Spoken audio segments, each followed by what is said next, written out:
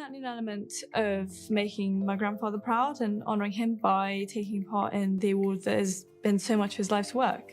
And I definitely hope that I have made him proud.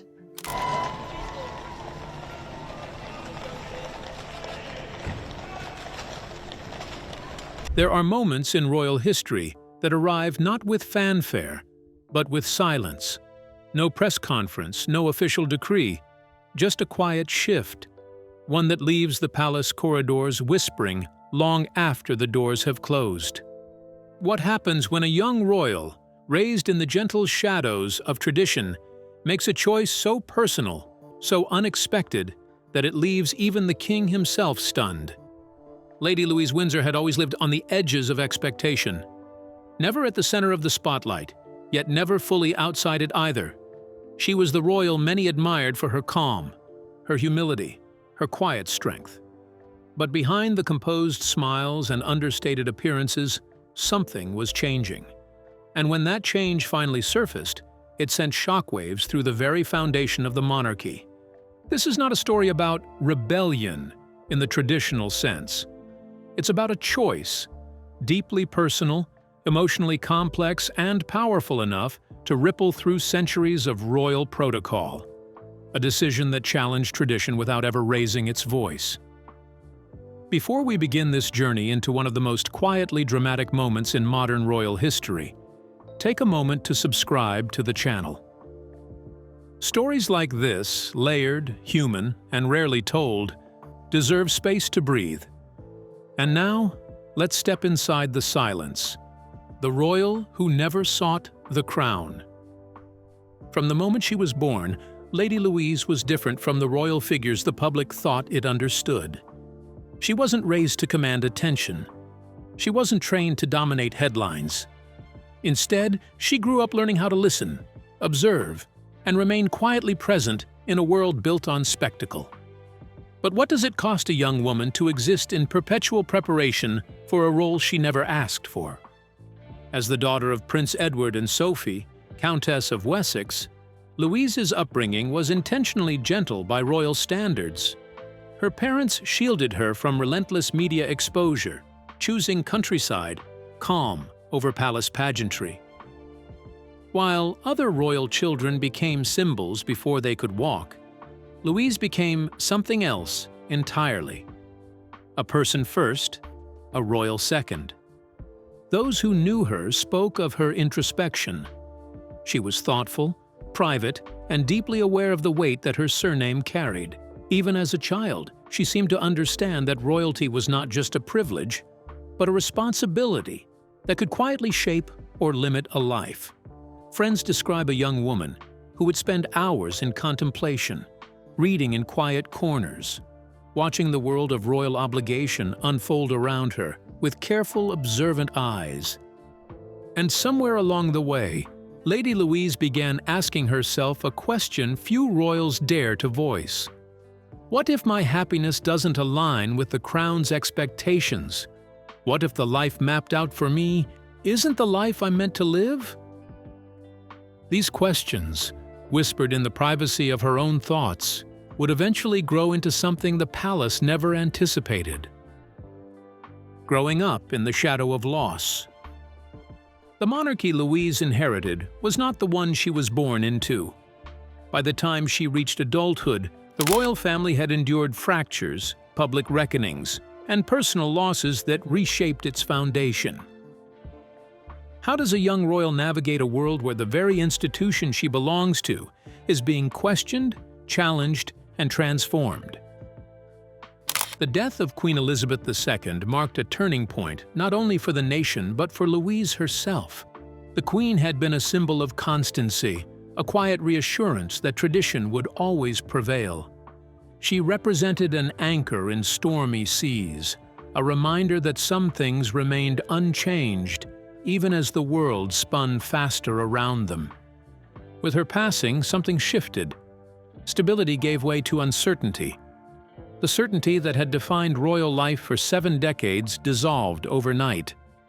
And for younger royals like Louise, the future suddenly felt open and frightening. The roadmap that had existed for generations seemed to fade, leaving questions where once there had been only answers.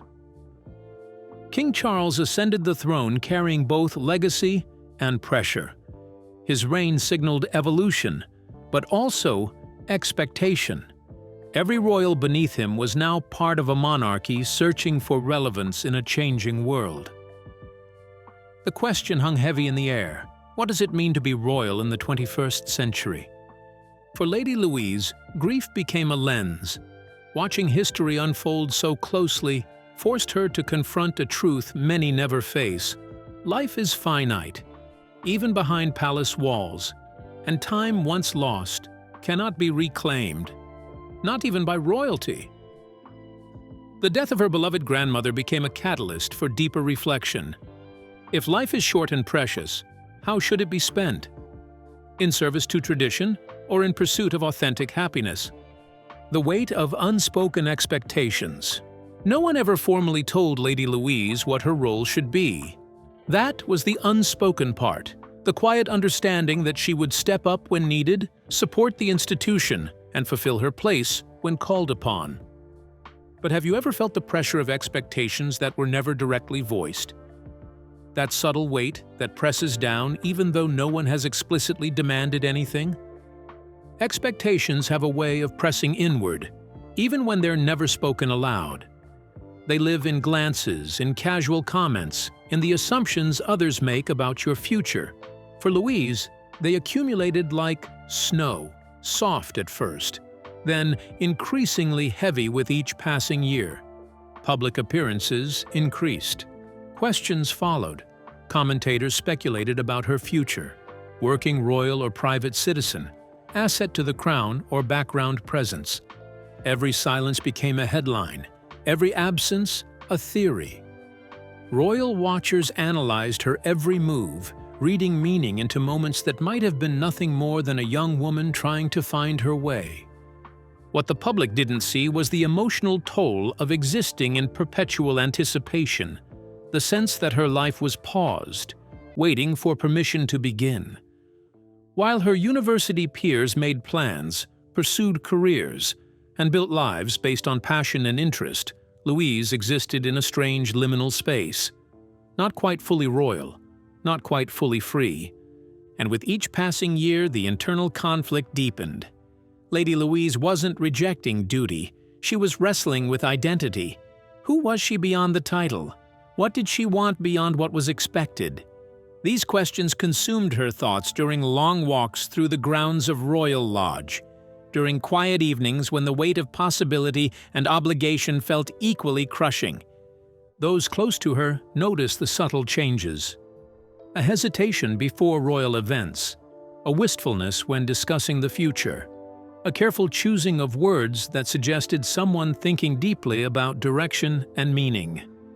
But in true Windsor fashion, she kept her struggles private, presenting to the world only composure and grace. Education as an escape and a mirror. University life offered Louise something the palace never could: anonymity. For the first time, she was not Lady Louise, but simply Louise, a student among students, free to explore ideas without historical baggage. Can you imagine what it must feel like to shed a lifetime of titles and expectations, even temporarily? In lecture halls and quiet libraries, she found space to reflect. Education wasn't just an academic pursuit. It became a sanctuary, a place where her mind could roam freely and her future didn't feel pre-written. She could debate ideas without the weight of royal protocol. She could question, challenge, and explore without every word being analyzed for political implications. Friends from university describe a young woman who came alive in intellectual discussion. She was curious, engaged, passionate about learning for its own sake rather than as preparation for ceremonial duties. In those spaces, removed from the constant awareness of cameras and expectations, Louise discovered parts of herself that had been dormant. But education also sharpened her awareness. The more she learned, the clearer her inner conflict became. Knowledge didn't distract her from royal responsibility. It illuminated the cost of it. Studying literature, she encountered stories of people who chose authenticity over comfort. Engaging with history, she saw patterns of individuals trapped by circumstances of birth. Philosophy raised questions about duty, freedom, and the ethical weight of inherited privilege. She began to understand that choosing a different path wasn't an act of defiance. It was an act of honesty. And honesty in royal circles can be the most dangerous thing of all. Because once you acknowledge the truth of your own desires, once you name the conflict between duty and authenticity, you cannot unknow it. The question becomes not whether to choose, but how. Felix, his surname kept deliberately private by friends, is said to have been among those quietly present during this period of transformation, offering support from afar. While details remain scarce, those who know speak of a relationship built on understanding rather than spectacle, on genuine connection rather than royal performance. In him, Louise found someone who saw her as a person first, a circumstance that both complicated and clarified her path forward. The decision, formed in silence. There was no dramatic confrontation, no tearful announcement. Lady Louise's decision took shape quietly over time through reflection, conversations, and long moments alone. But decisions of this magnitude are never truly simple, are they? How long do you think she wrestled with what choosing herself would mean for those she loved? She knew what stepping away would mean. Fewer appearances, less visibility, a quieter role in an institution built on continuity. The monarchy functions on presence, on the constant reinforcement of tradition through public engagement. To step back was to remove a piece from the carefully constructed puzzle of royal duty, and perhaps most painfully, the possibility of disappointing those she loved. King Charles in particular represented tradition and transition all at once. His reign depended on balance, honoring the past while preparing for the future. Louise's choice threatened to complicate that balance. Every working royal matters in a streamlined monarchy. Every absence is felt. But she also knew this: living a life that wasn't hers would be a betrayal far greater than stepping aside. The words of those who knew her well echo this sentiment. She would want perhaps a bit of a career for herself. It's an incredible burden, being a working member of the royal family. This simple statement captures a profound truth that the public rarely considers. The weight of duty, the loss of privacy, the surrender of personal ambition. These are not small sacrifices. And so, with calm resolve, she chose herself, not in opposition to the monarchy, but in honoring of her own truth. The decision crystallized over months of contemplation, solidifying into a quiet certainty that could not be shaken.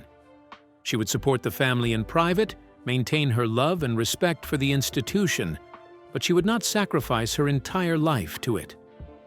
If you're finding meaning in this story so far, remember to subscribe. These moments, the quiet ones, are where history truly lives. The dramatic headlines capture attention, but it's in these subtle shifts, these personal reckonings, that we see the true evolution of institutions and individuals. When the palace learned the truth, the reaction wasn't explosive. It was subdued, almost stunned. Within royal walls, news travels quickly, but emotions move carefully. How do you think King Charles felt when he learned that his niece had chosen a different path? What must it be like to represent an institution so completely that personal choices within your family feel like commentary on your reign? Lady Louise wasn't abandoning the family. She wasn't criticizing the monarchy. She was redefining her relationship with it. And that distinction mattered, even if it was difficult to accept. This wasn't the public drama of previous royal departures. There were no accusations, no media battles, no tell-all interviews. Just a quiet repositioning that spoke of maturity and careful thought. King Charles listened. Those close to him say his response was thoughtful, restrained, and deeply human. He understood the weight of duty better than most. Having spent his entire life preparing for a role, having subordinated personal desire to institutional necessity countless times, he knew intimately what Louise was navigating. And yet, understanding didn't erase disappointment. This wasn't a scandal. It was something more unsettling. A reminder that even the most carefully structured institution cannot dictate the heart. You can plan successions, establish protocols, maintain centuries of tradition, but you cannot force a human soul to find fulfillment in a prescribed role. The palace, for all its power and history, confronted a simple truth: people must choose their own lives. Private conversations took place behind closed doors. Family members weighed in with varying perspectives. Some understood immediately, having felt similar tensions in their own lives. Others struggled with what felt like a rejection of shared values. But through it all, Louise remained steadfast, her decision rooted in such clear self-knowledge that arguments seemed to dissolve before they could fully form. Public silence, private shock. To the public, almost nothing was said. No official statement clarified her future. No dramatic headlines confirmed her decision outright. But absence can speak volumes, can't it? When someone who is expected to step forward instead steps back, the silence becomes its own message. Royal watchers noticed.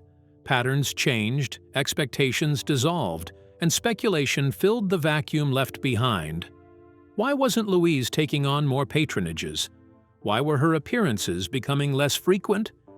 What did it mean that her name was no longer mentioned in discussions of the monarchy's future working royals? But Louise remained silent, intentionally so. She didn't owe the world an explanation for choosing authenticity over obligation. In that silence, she reclaimed something rare in royal life: control. By refusing to narrate her choice, by declining to justify or defend her decision, she maintained agency over her own story. The media struggled with this. Modern royal coverage thrives on access, on explanation, on the illusion of understanding private lives. Louise's silence denied them that access. She became not a story to be told, but a mystery to be respected.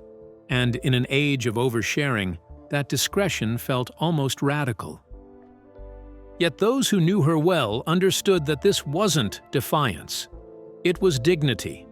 Louise had always been private, always careful with her words and presence. Her silence now was simply an extension of who she had always been. A young woman who believed that not everything required public consumption, that some truths were too personal for headlines. A new definition of royal strength. Lady Louise's choice challenged a long-held assumption that strength in royalty means visibility, sacrifice, and unwavering presence. For generations, royal strength has been measured in public appearances, in stoic endurance of personal difficulty, in the subordination of self to institution. But what if strength could look different? Her strength looked different. It was quieter, internal, rooted in self-knowledge rather than ceremony. By stepping back, she showed that loyalty to the crown does not require self-erasure. That service can exist without surrendering one's identity. You can honor your family, respect tradition, and still choose a different path. And for younger generations watching closely, her decision resonated deeply. In an era where mental health, authentic living, and personal boundaries are increasingly valued, Louise's choice felt not like weakness, but like courage. She represented a new possibility, that you could be born into extraordinary circumstances and still insist on an ordinary right to shape your own future. This wasn't the dramatic exit that grabs headlines. It was something quieter and perhaps more revolutionary, a simple assertion that a life must feel right to the person living it, regardless of what others expect. That duty, while important, cannot be the only consideration when constructing a meaningful existence. Royal commentators began to reassess their frameworks. Perhaps the monarchy's future didn't require every titled member to be a working royal. Perhaps a more sustainable model involved choice, allowing individuals to find their own ways of contributing without demanding total commitment. Louise's decision, quiet as it was, opened new conversations about what modern monarchy could be. The king's private reckoning. For King Charles, Louise's decision carried personal weight as a father figure, as a monarch, and as a man who had spent decades balancing expectation with desire. Have you ever seen your own struggles reflected in someone else's choice? That strange mixture of recognition and grief? Her choice mirrored struggles he knew intimately, the tension between duty and authenticity, the weight of living for an institution rather than for oneself, the quiet sadness of roads not taken. Perhaps that's why, despite the shock, there was also understanding. Sometimes the hardest lessons are the ones that feel familiar. Charles had waited 7 decades to assume the throne, subordinating personal desire to duty countless times. His own journey toward authenticity had been complicated, painful, and very public. When he looked at Louise, he saw someone making a choice he had often wished he could have made himself. The freedom to simply step away, to choose a quieter life, to prioritize personal happiness over institutional need. Those close to the situation suggest that his response, while tinged with disappointment, also carried respect. He recognized in Louise the same strength that had allowed him to eventually live more authentically within his role. Her decision wasn't a rejection of everything he represented. It was an echo of values he himself had fought to honor. The importance of being true to oneself, the necessity of finding meaning in one's choices. Private conversations between uncle and niece reportedly reflected this complexity. Understanding mixed with concern. Support blended with worry about precedent and institutional impact. But through it all, a foundation of love remained. Family ultimately transcended protocol. And Charles, having navigated his own complicated relationship with duty and desire, was perhaps uniquely positioned to understand Louise's choice, even as it complicated his reign. The future she chose. Lady Louise didn't disappear. She simply stepped into a life shaped by intention rather than obligation. Her future remains open, not dictated by titles, but by values. And isn't that what we all want? The freedom to build a life that reflects who we truly are rather than who we're expected to be. Reports suggest she continues her education, pursuing interests that have nothing to do with royal duty and everything to do with personal passion. She maintains relationships with family members, attending private gatherings, and offering quiet support behind the scenes. But the relentless public performance, the constant visibility, the surrender of privacy, these she has declined. In choosing that path, she may have redefined what modern royalty can look like.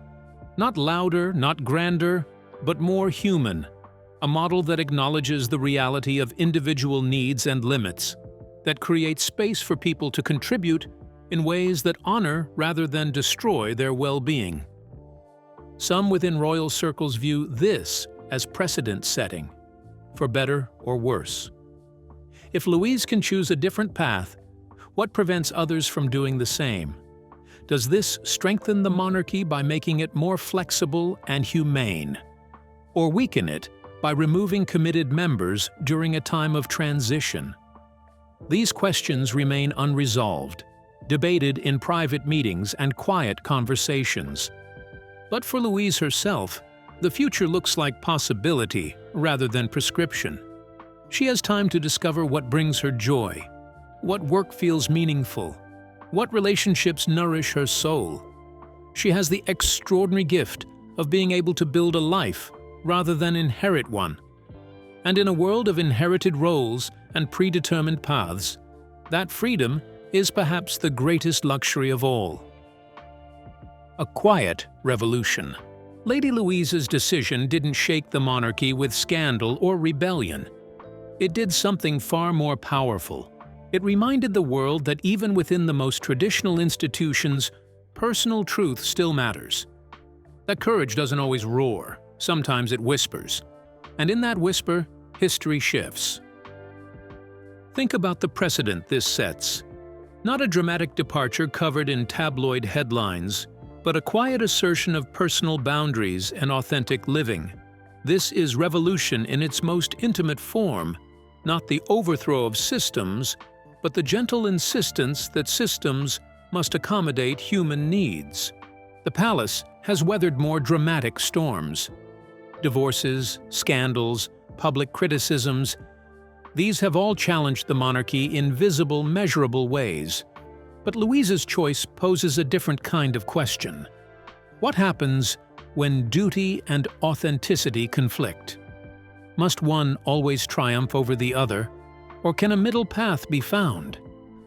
Her decision suggests that the monarchy's future might depend not on demanding more from its members, but on asking less, on creating space for people to find their own relationships with tradition, their own ways of honoring heritage without being consumed by it. This flexibility, this acknowledgement of human limits and needs, might ultimately strengthen rather than weaken the institution. For young people watching, Louise represents something powerful, the possibility of choosing yourself without destroying the things you love. She didn't burn bridges or issue manifestos. She simply, quietly, insisted on living a life that felt true. And that quiet insistence, that gentle but firm boundary, speaks to anyone who has ever felt caught between obligation and authenticity. The monarchy will continue. King Charles will navigate the challenges of modern rulership. The institution will evolve as it always has, adapting to new realities while maintaining core traditions. But within that grand narrative, Louise's small choice matters. It creates space for others to choose differently. It acknowledges that royal blood doesn't erase human needs. It whispers a truth that reverberates through palace corridors. You can honor tradition and still choose yourself. A silence that spoke louder than words. That's how this story began, and that's how it continues. In the spaces between official announcements, in the quiet absence of expected appearances, in the gentle but firm assertion of personal boundaries, Lady Louise Windsor has written a new chapter in royal history, not with grand gestures or dramatic proclamations, but with the simple, radical act of choosing authenticity. If this story moved you, challenged you, or made you reflect on the balance between duty and personal truth in your own life, subscribe to the channel, because the most important stories aren't always the loudest. They're the ones that linger long after the screen fades to black, the ones that ask us to reconsider what strength looks like, what courage means, and how tradition and authenticity might coexist. Lady Louise's shocking decision stunned King Charles not because it was rebellious, but because it was honest. And sometimes, in institutions built on centuries of careful performance, honesty is the most shocking thing of all.